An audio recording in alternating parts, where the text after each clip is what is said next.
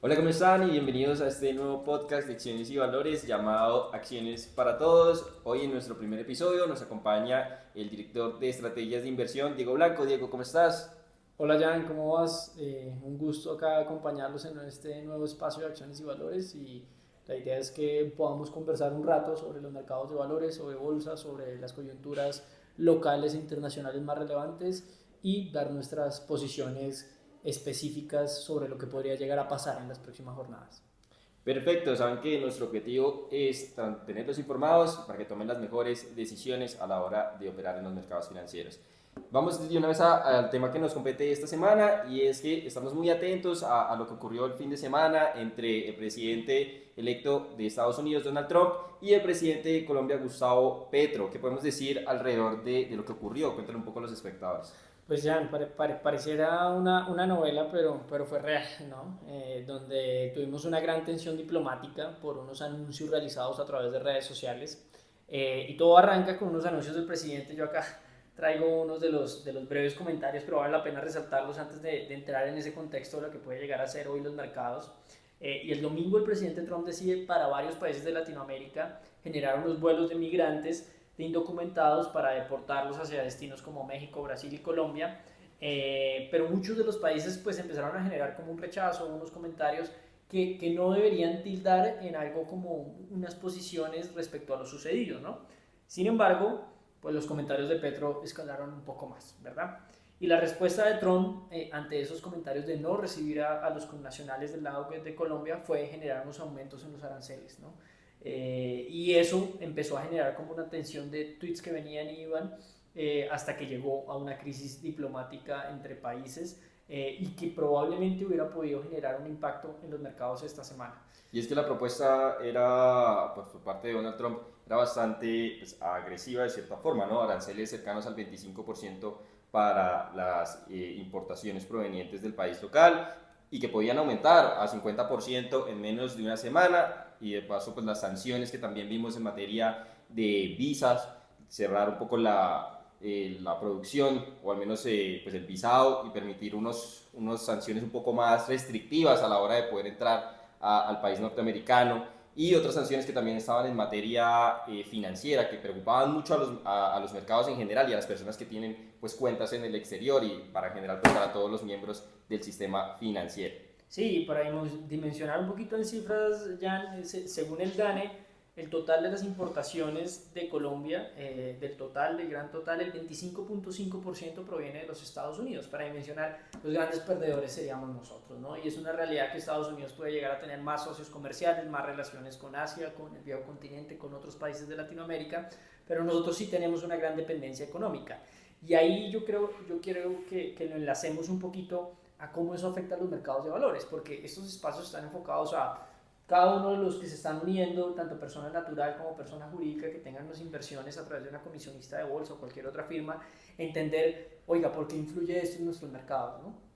Sí, hemos tenido pues unas afectaciones desde que hemos tenido lo que se llamó en algún momento el trade Trump, que los mercados han venido ajustándose a la posibilidad desde el año pasado de que quedara elegido Donald Trump como presidente y que al final ocurre y que eso trae una serie de implicaciones pues en materias económicas, para tasas de interés, tanto a nivel global como para la inflación, como para el mismo peso colombiano y para el dólar en general, de las cuales vamos a discutir un poco más adelante, pero vámonos un poco a lo que sería el contexto del mercado internacional, qué está haciendo el Standard Poor's y cómo ha tomado pues los movimientos a raíz de los mensajes de Donald Trump. Sí, más allá de la coyuntura que tuvimos en lo local por el tema de los anuncios citados ahorita al inicio del espacio, pues tenemos un inicio de año bien relevante por temas macroeconómicos, pero por temas también de decisión de los anuncios que hizo Trump en campaña y que se podrían materializar ahorita en su mandato. Y es que la bandera de Trump es generar una protección hacia el empresario americano y generar unos temas de aranceles adicionales a diferentes productos que puedan llegar a afectar las producciones de los estadounidenses y por ende generar esa dinámica que espera él que tenga, digamos, el tema de empleo y el tema del crecimiento del país en general durante su mandato. Temas que ha mencionado Trump y que ha citado, aumentar los aranceles a países como China, a países como Latinoamérica, realizar unas imposiciones y unas medidas drásticas para generar unos puntos de diálogo, ¿no? Y es todos los flujos de dinero que se han girado a Ucrania, que se han girado probablemente a Israel, poner en jaque algunos de esos primeros mandatarios para que tomen unas decisiones y para que cambien su perspectiva sobre algunos temas. Dentro de eso, la disminución de carga tributaria. Y creo que la disminución de carga tributaria generaría esos picos inflacionarios. ¿Y por qué tenerle miedo a la inflación en Estados Unidos? Y es que llevamos por mucho tiempo esperando que la inflación sea para que las tasas en Estados Unidos bajen. Y aquí hay un concepto básico que tenemos que entender, y es que cuando las tasas de interés bajan en los mercados, pues los mercados se valorizan. Y eso permite que los portafolios de cada uno de los participantes pues tengan unas mayores utilidades y rentabilidades. Sí, sin duda hemos tenido unas afectaciones bien interesantes y más porque el mercado estaba preparado para un Trump un poco más decisivo, un poco más fuerte en la imposición arancelaria, que era los movimientos que esperaba el mercado, restricciones como mencionabas, aranceles a China, a países con los que tiene una relación comercial un poco más tortuosa, por decirlo de cierta manera. Pero lo que vimos fue un Trump un poco más enfocado a lo que serían las políticas migratorias. En algún momento durante el mes de enero tuvimos una tranquilidad del mercado que ayudó pues, a los rendimientos del Standard Poor's hacia antes de que tuviéramos pues, la coyuntura actual alrededor de la inteligencia artificial, que será tema para otro podcast. Déjenos en los comentarios si les gustaría que ampliáramos un poco nuestras perspectivas acerca de pues, el mercado de inteligencia artificial, de lo que ocurre con las acciones de tecnología, con Nvidia, las perspectivas sobre Meta y Google. Pero ahora pues el mercado está un poco más enfocado en eso y deja un poco de lado lo que sería en materia pues de las políticas de Trump hasta el momento, porque igual como lo mencionas, pues nos queda un largo periodo de cara a Trump y eso podría significar, y lo que el mercado estaría tratando de descontar, es qué tanto va a poder pegarle esto a la inflación y cuáles serían realmente las afectaciones que tendríamos en materia de decisiones como por ejemplo para la Fed. Vámonos ahora pues a lo que sería el mercado local, y es que hemos visto que el mercado local, si bien no se mueve mucho o no se movió mucho por lo que pasó con Donald Trump afuera, al menos antes de que ocurrieran todos esos intercambios de términos que mencionábamos al inicio, pues es cierto que el mercado local tiene unos fundamentales muy por debajo de lo que sería su valor justo, ¿cierto? Vemos múltiplos precio-valor en libros de algunas acciones muy descontados y en general el índice negocia por debajo de su precio-valor en libros histórico, unas rentabilidades que incluso fueron de algunas compañías muy buenas en 2024 y eso no se vio reflejado en la valorización del 2024. Algunas acciones lograron pues hacer ese rally, pero no todas, y algunas sí tuvieron muy buenos resultados, e incluso si uno tuviera en cuenta la dinámica macroeconómica y la dinámica corporativa, pues uno esperaría que 2025 también venga acompañado de algo de esa buena dinámica corporativa para las empresas locales, lo cual deja espacio para que uno crea todavía que el mercado está en cierta forma barato, a medida que algunas empresas se ajustan. ¿Qué nos ha frenado? Pues la baja liquidez, la incertidumbre política en algunos momentos que hemos tenido, que el mercado ha intentado pues controlar, ha intentado mitigar, y pues el mercado estará intentando pues ahora buscar nuevas acciones para enfocarse, nuevas acciones con crecimiento sostenido, incluso esos movimientos que hemos visto incluso sobre las acciones de Bancolombia. Y luego pasamos al tema de, ahora sí, qué significa Trump como tal pues para el tema de la inflación a nivel global. ¿Cómo crees tú que podría afectar Trump o cuáles son las perspectivas inflacionarias que tendríamos para este año? Sí, es que yo creo que para entender todas las métricas que citas, Jan, creo que estos espacios también son como para explicar un poco conceptos y que no son útiles para tratar de hacer entender el porqué de la dinámica de los precios. Cuando uno habla de un mercado accionario, es un mercado que está conformado por unos valores que se denominan acciones, que es como si tú tuvieras una participación dentro de una compañía. Cuando Jan habla de lo que puede llegar a ser los ratios de las compañías, es los resultados corporativos deben reflejar el precio de la acción. Y cuando hablamos de un mercado subvalorado o sobrevalorado es porque probablemente el precio de esa acción no está reflejando el precio de esa compañía en general vía sus cifras financieras. ¿Y cómo lo enlazo con lo que tú me preguntas de las cifras macroeconómicas actuales? Uno diría, ¿todo el miedo es ahorita Trump? No tanto. Realmente abrimos un 2025 con unos temores más sobre las cifras macroeconómicas, y es que uno, para entender una economía, yo creo que lo primordial es entender tres factores, que es el tema de inflación, el tema de empleo y el tema de crecimiento económico. Para que se presente un cambio de ciclo económico se tiene que generar una desaceleración de la actividad productiva, de la actividad económica, que es medida por ese PIB, ¿verdad?, de cada país. También tenemos las cifras de empleo que evalúan cuál es la desocupación de la población, y tenemos el tema de inflación, que son los índices de precios de la economía. El objetivo en este momento de la mayoría de bancas centrales es bajar los niveles de inflación, generar un probable aumento en los temas de desempleo que evidencie que hay una desaceleración económica y que sustente que hay que bajar unas tasas de interés. Lo que ha pasado en Estados Unidos es que nada de esto se ha presentado y probablemente muchos hemos escuchado sobre el famoso soft landing, hard landing, que es un aterrizaje de la economía que no se ha presentado. ¿Y por qué? Porque la inflación no ha cedido, porque el desempleo no ha llegado a las cifras esperadas y porque el crecimiento pues demuestra una economía resiliente. Y lo uno con lo que dices, Jan, de los resultados corporativos favorables en Estados Unidos, que también se ha presentado ahorita a cierre del 24 y que uno diría, no tenemos un Standard & Poor's o un Nasdaq debilitado y con un cambio de tendencia, ¿no?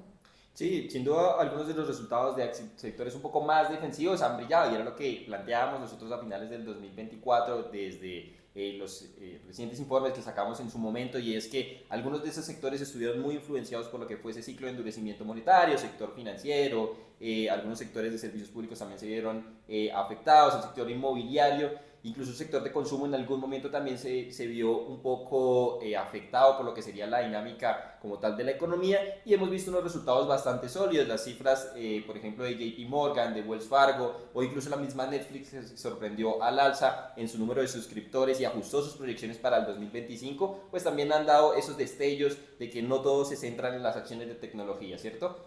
Y precisamente por ese lado, pero ¿cómo nos afecta el tema de los movimientos de tasas? Porque eso va muy aunado al movimiento de las acciones de tecnología. Sabemos que el Nasdaq responde mucho a lo que serían las perspectivas de tasas de interés. ¿Cómo se lo explicarías a los que nos están escuchando?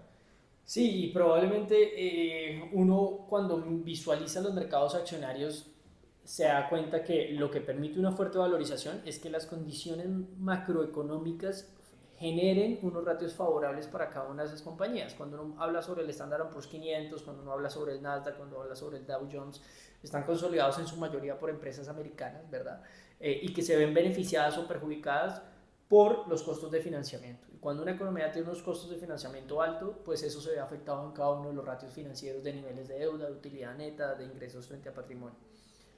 ¿Por qué? Porque pues inherentemente todas las firmas financian sus proyectos a través de unas tasas bancarias, ¿no? Entonces, en la medida en que las tasas cambien y empiecen a tener unas reducciones relevantes por parte de la Reserva Federal, que es la banca central en Estados Unidos, pues se va a generar un optimismo y eso podría generar unas mayores valorizaciones. ¿En qué empresas están? ¿No? Y ahorita tú mencionabas tecnológicas u otros sectores. Las empresas tecnológicas, y hemos escuchado muchísimo sobre las 7 magníficas, generaron una valorización en acciones el año pasado por encima del 20%. Pero este va a ser el año de las tecnológicas cuando tenemos noticias como que China se está robusteciendo también el desarrollo de otras firmas y que ya en temas de microchips y desarrollo de semiconductores, empresas como Nvidia no van a ser tan relevantes probablemente o van a tener algunos competidores en Asia. Entonces darnos cuenta que hay sectores que se han visto vulnerables, como el caso de las financieras, que bajando sus tasas de interés deben tener unos mejores ratios de empresas como tú citabas, JP Morgan, Morgan Stanley, Wells Fargo, Goldman Sachs, todos los gigantes del mundo, y otros sectores como los sectores energéticos, de utilities, de consumo, que son empresas probablemente de esa tabla media que se han quedado rezagadas y que este año deberían generar un repunte. Conclusión de todo, no va a ser un año en el que uno debería estar jugado solo en acciones de Estados Unidos o solo en acciones dentro de los portafolios. Siempre lo recomendable es tener un portafolio diversificado, pero no es el año para satanizar las acciones, ¿no? Y no es el año para decir las acciones van a tener una gran corrección y no hay que estar en ellas porque se van a presentar fuertes desvalorizaciones. Siempre a veces no tener una porción pequeña del portafolio nos cuesta, ¿no?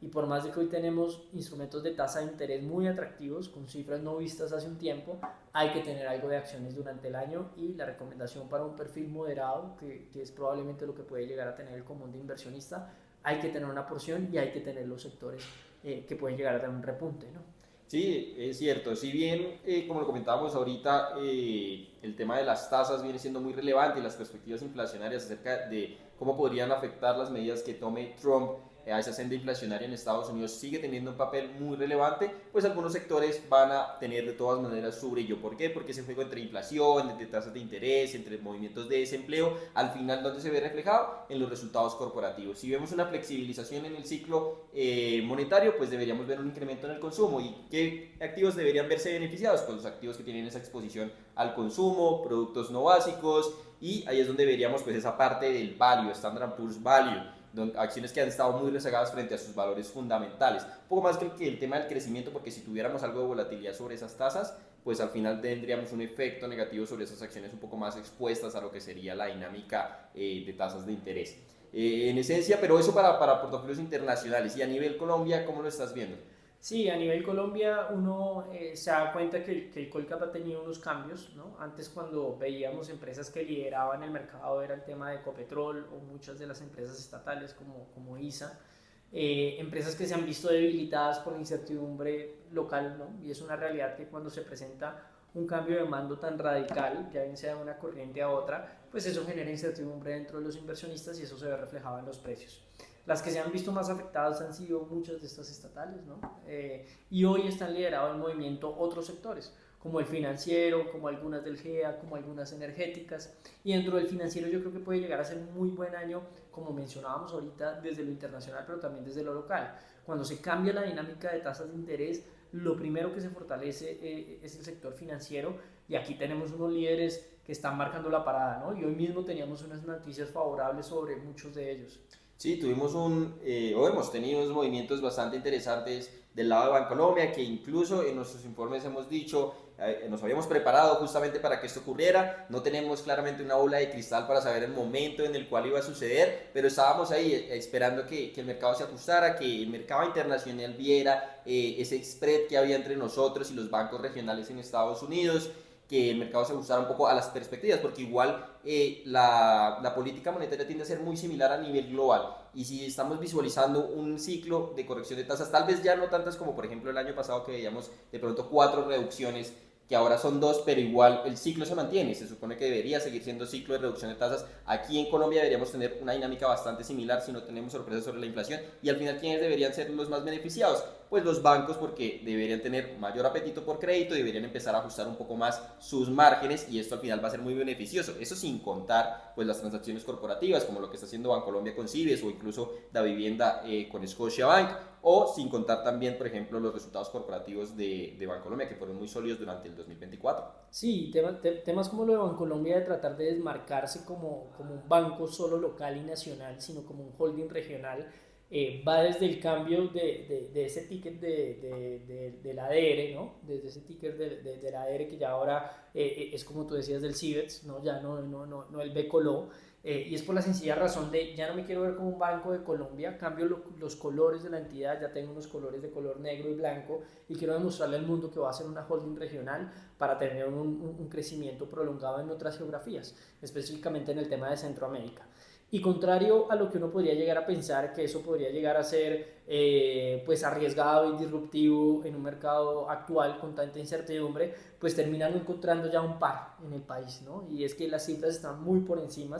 Cuando uno mira esa canasta de financieras, otros bancos como Da Vivienda, BVA o otros del grupo Aval, pues se encuentran muy rezagados frente a los comparables, ¿no? Entonces, frente a todas las cifras con unos ratios muy provocadores, por así decirlos, para tener la referencia en el mediano y el largo plazo, y eso lo reflejan hoy gestores como Morgan Stanley, ¿no? Donde hacen anuncios de una perspectiva un poco más arriba de las cotizaciones actuales, y creo que es la especie que ha generado esas valorizaciones dentro del Colcap y que ha permitido hoy que el mercado tenga un optimismo desde la dinámica de ADRs. Creo que habíamos tenido la mala experiencia de darnos cuenta cómo existen divergencias grandes y que probablemente el offshore no iba a tener tanto apetito por nuestro mercado local, pero creo que Bancolombia es la que ha hecho que nos demos cuenta nuevamente que si hay gestores dándonos un outlook positivo o negativo, pasó el negativo en su momento con Ecopetrol, ahorita nos da un gestor un outlook positivo con el caso de Bancolombia. De igual manera tenemos la semana pasada calificadoras de riesgo disipando en cierta medida los temores de déficit fiscal y algunos temas locales que generaban preocupación de una posible caída de la calidad crediticia en Colombia. Entonces, creo que eso nos va a permitir tener un posicionamiento dentro de algunos de los portafolios de emergentes y hay que estar en esa referencia, ¿no? Que pueden llegar a ser las que marquen la parada de este año. Sí, eso es especialmente relevante y es que si lo viéramos desde 2023, que fue un año que tuvimos un desempeño poco bajo para las acciones locales y que al final nosotros hemos estado detrás de esas acciones que podrían tener esos potenciales de valor, incluso la misma Mineros en algún momento en el informe que hicimos para el 2024, en las mismas Bancolombia que repiten este año como nuestro top pick y que al final el movimiento se dio antes, se dio el primer mes del año, pero es un movimiento que estábamos esperando y que al final los fundamentales siempre están ahí en las acciones. Riesgo siempre va a haber porque esto es un mercado que es muy susceptible al riesgo y lo importante es saber cómo mitigarlo, cómo gestionar ese riesgo y tener muy claro cuáles son los fundamentales de la compañía, cuál es el valor intrínseco detrás de tomar una posición, sea en la acción que sea en un Bancolombia, sea incluso en una misma Ecopetrol, sea en una acción como ISA, siempre los fundamentales están detrás e incluso los ratios nos dejan ver pues esos valores que podrían estar bastante escondidos. Sí, esta es como nuestra primera entrega de este espacio donde queremos conversar con ustedes de mercado más que generar unos informes específicos. Saben que tienen nuestra serie de informes que están por leer y se les compartimos a cada uno de ustedes. Si quieren suscribirse ahí nos van dejando como sus contactos. Sin embargo, pues acá el mensaje en esta primera entrega era explicarles un poquito de la coyuntura actual, donde podrían estar los grandes ganadores este año y darnos cuenta que va a ser un año de alta volatilidad, pero con oportunidades y como dice Jan, hay que diversificar. Ese concepto sencillo que nos enseñaron de no dejar los huevos en la misma canasta, pues hay que materializarlo. Me parece el mensaje correcto y tal y como dices, pues en esta primera entrega lo que queremos es como conocerlos, saber qué temas les gustaría tratar. Vamos a intentar hacer estos espacios mucho más seguidos para seguir dándoles la mejor información y estaremos muy atentos a seguir contándoles lo que pasa pues en el mercado local y también en el mercado internacional. Gracias.